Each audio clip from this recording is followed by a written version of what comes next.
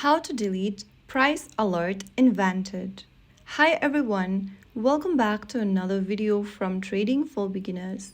If you are looking for a way to delete a price alert in Vantage, then the process is super simple. First things first, launch open the Vantage app or website on your device and log into your account. Once you're inside the home page of Vantage, go ahead and click on your profile icon at the top left corner. From here, select Price Alerts.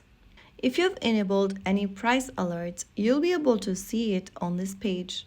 To delete the price alert, simply tap on Manage at the top right and select the alert you want to delete and click on Delete at the bottom right corner and click Yes in the pop-up to confirm.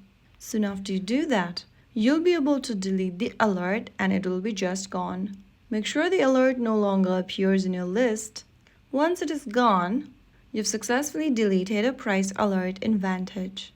So there you have it. If you found the video helpful, don't forget to like, share and subscribe to our channel. I will see you again in the next video. Thank you for watching.